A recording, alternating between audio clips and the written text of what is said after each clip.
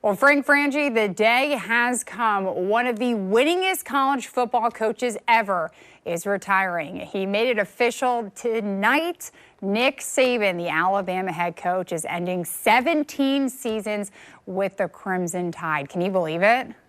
I can't. And Alessandro, I'm not as sad as I know you are, and I get it. Alabama grads like you have every reason to really idolize Nick Saban. I think he's the best college football coach of all time. I think he's one of the greatest college coaches of all time in any sport. It's amazing what he got done in the era of parity, in the era of only 85 scholarships, where there's more good teams than ever, where there's more television coverage than ever. This guy won like he was winning in the 40s and 50s. The greatest coach of our lifetime. I was shocked to hear it. But then I thought about it. He's 72 years old. He's earned his way out. The great Nick Saban. It's hard to believe. I'm with you on that. 17 seasons, 7 total national championships, 6 with the Crimson Tide, 1 with LSU. Between him and Bear Bryant, 2 of the best coaches ever at Alabama. And in the SEC, I mean, you can't ask for any more from Coach Saban. I mean, 7 national championships, more than any other coach ever.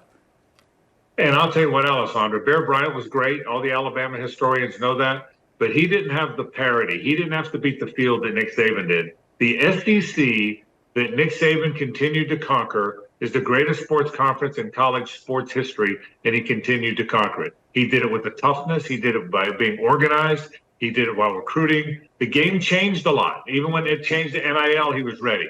When the game changed from being under center and power football to spread the field in horizontal football and RPOs, he made that adjustment. Whatever you had to make, whatever adjustment it took, Nick Saban did it. That's why he's the greatest. People said, well, old school guys can't adjust. But you know what? Nick Saban adjusted.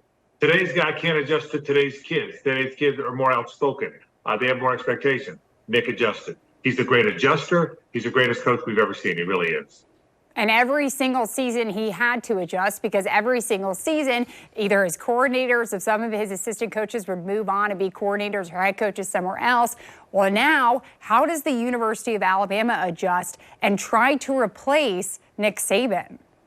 Well, it's going to be good luck being the guy right after him, Alessandra. I can't even imagine it. The names you hear are Dan Lanning from Oregon. That's the name you hear the most. I think he'll probably be at the top of the list. Steve Sarkisian from Texas is a guy. Both of those guys coached under Nick Saban. So did Lane Kiffin. You'll hear his name a little bit too. I don't think Dabo Swinney, the Clemson coach, who's an Alabama grad, 10 years ago, I think Dabo would have been in play. I don't sense that he is now. So I think the 3 names you're going to hear the most are Dan Lanning from Oregon, Steve Sarkisian from Texas, and maybe Lane Kiffin. Now, a lot of people said Kalen DeBoer from Washington. I don't think he's ready. Not yet. I think it's one of those first 3. But good luck being the person who has to replace the great Nick Saban in Tuscaloosa.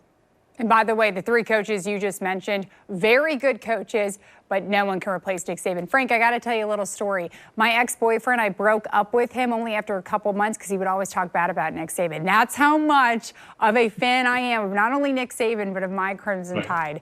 Frank, thank you so much. Sad day for the SEC and for the Crimson Tide, but you know what? Congratulations, Coach Saban, on retirement. And that's your look at sports.